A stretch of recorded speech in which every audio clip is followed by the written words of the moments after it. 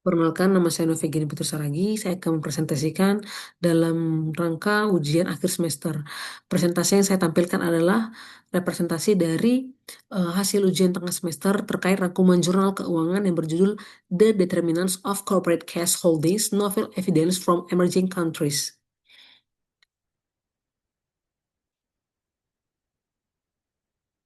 Penelitian ini bertujuan untuk menginvestigasi penentu kepemilikan kas perusahaan di 6 negara berkembang, yaitu 5 negara BRICS, Brazil, Rusia, India, Tiongkok, dan Afrika Selatan, ditambah Turki. Sampel penelitian terdiri dari 4.769 dolar. Perusahaan non-keuangan mencakup periode 10 tahun dari 2012 hingga 2001, menghasilkan total 47.690 dolar observasi from year. Hasil regresasi panel, model fixed effect, dan random effects menunjukkan bahwa beberapa variabel spesifik perusahaan merupakan penentu signifikan seperti ukuran perusahaan, tingkat utang, pengeluaran modal, model kerja bersih, arus kas, operasional, pembayaran dividen, usia perusahaan, pengeluaran penelitian, dan pengembangan.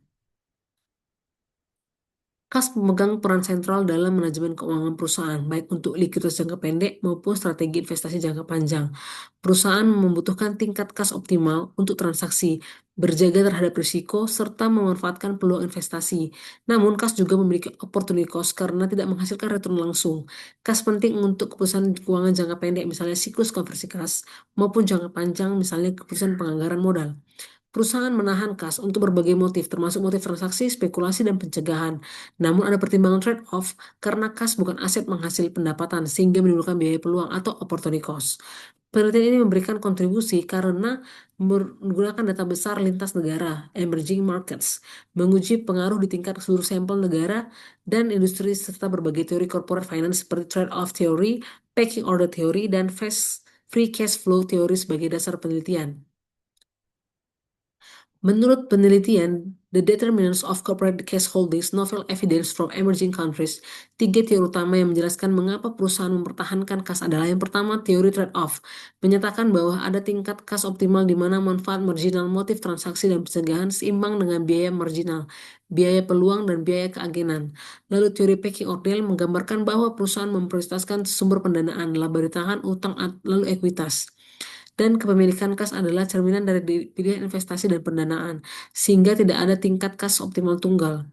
Teori free cash flow berpendapat bahwa manajer menahan kas untuk meningkatkan diskresi mereka atas investasi perusahaan, yang dapat menimbulkan konflik kepentingan jika kas ditahan daripada diinvestasikan dalam proyek yang menguntungkan perusahaan.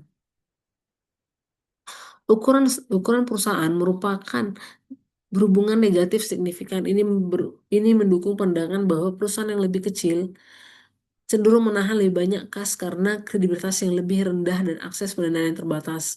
Tingkat utang berhubungan positif secara signifikan yang bertentangan dengan hipotesis teori paying order dan temuan empiris sebelumnya. Pengeluaran modal berhubungan negatif signifikan konsisten dengan hipotesis dan teori paying order peningkatan pengeluaran modal mengurangi pemilikan kas. Model bersih berhubungan positif dan sangat signifikan yang mendukung teori pecking order tetapi bertentangan dengan teori trade-off dan hipotesis penelitian. Arus kas operasi berhubungan positif konsisten dengan teori pecking order. Lalu ada pembayaran dividen berhubungan positif yang bertentangan dengan teori pecking order dan trade-off. Lalu rate and D expenditure berhubungan negatif signifikan. Lalu ada inflasi berhubungan negatif untuk keseluruhan sampel, menunjukkan bahwa perusahaan cenderung menahan lebih sedikit kas selama periode inflasi yang lebih tinggi. PDB growth rate atau GDP-GR berhubungan tidak signifikan untuk keseluruhan sampel. Lalu ada profitabilitas prof dan peluang pertumbuhan grow umumnya tidak signifikan untuk keseluruhan sampel. Berdasarkan negara dan ini berdasarkan industri, Cina dan India film size negatif signifikan. Rusia India profitabilitas berpengaruh negatif terhadap kas. South Afrika dan India growth opportunity negatif, makroekonomi variabel signifikannya tidak konsisten. Berdasarkan industri, film size negatif konsisten di seluruh industri, leverage positif hampir di semua sektor.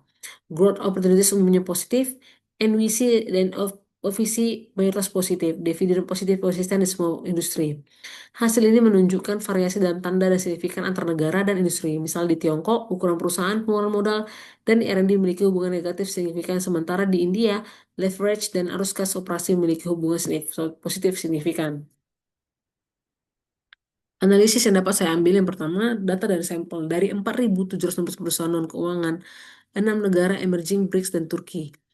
Periode 2021, 2012 sampai 2021 dengan sumber data Refinitiv Icon, observasi total 47.690 from year. Metode analisis penelitian ini menggunakan metode model statis dan regresi panel khususnya model efek tetap dan dipilih secara uji Birch Pangan LM dan uji Hausman. Persamaan model yang digunakan bisa dilihat dari dalam slide. Model membuat variabel independent, size, leverage, profitability, growth, capex, new VC, OVC, dividend, and R&D. Lalu ada control, GDP growth, inflation, serta dummy negara dan industri. Di sini hipotesisnya bisa dilihat dalam screen.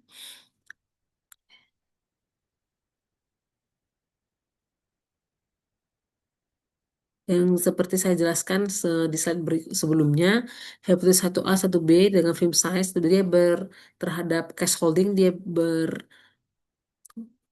eh, positif negatif, di hipotesis 2-nya leverage-nya negatif, hipotesis 3-nya profitability-nya positif, hipotesis 4-nya atau hipotesis growth-nya terhadap cash holding dia positif, lalu capital expenditure-nya negatif, net working capital-nya negatif, operating cash flow-nya negatif, free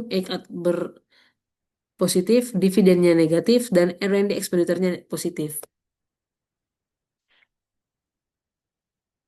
Berdasarkan tabel penelitian hipotesis tersebut, dapat dilihat bahwa atas leverage, capital expenditure, net working capital, dan dividen bertentangan dengan temuan secara keseluruhan. Hasil empiris menunjukkan banyak perdebatan dari hipotesis awal, terutama leverage justru berhubungan positif dengan cash holdings. NWC berhubungan positif bukan negatif dengan cash holdings. Dividen berhubungan positif bukan negatif dengan cash holdings.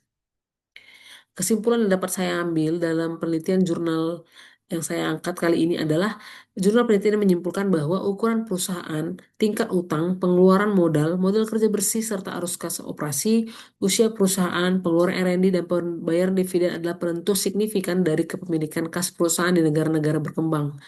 Penelitian ini menyimpulkan bahwa faktor perusahaan atau firm level lebih dominan dibanding faktor makro dalam menentukan cash holding seperti perusahaan kecil, berutang dan yang melakukan capex lebih besar memiliki pola kepemilikan kas yang berbeda. OVC dan NWC berperan besar sebagai penentu kas perusahaan. Struktur industri dan karakter negara mempengaruhi sensitivitas variabel. Secara keseluruhan, temuan penelitian ini cenderung memberikan preferensi pada teori pecking order dibandingkan dengan teori trade-off dalam menjelaskan faktor pendorong kepemilikan kas perusahaan. Variabel makroekonomi memiliki signifikan yang terbatas dibandingkan dengan penentu di tingkat perusahaan.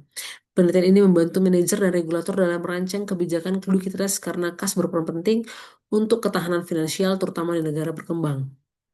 Saran yang dapat saya berikan, penelitian ini memiliki keterbatasan karena menggunakan model statis. Penelitian di masa depan dapat diperluas dengan model dinamis untuk menangkap persistensi cash holdings antar tahun. Penelitian dapat memasukkan variabel yang berkaitan dengan karakteristik tata kelola perusahaan atau corporate governance seperti ukuran dewan, keragaman gender dewan, dan dualitas CEO dan kepemilikan institusional.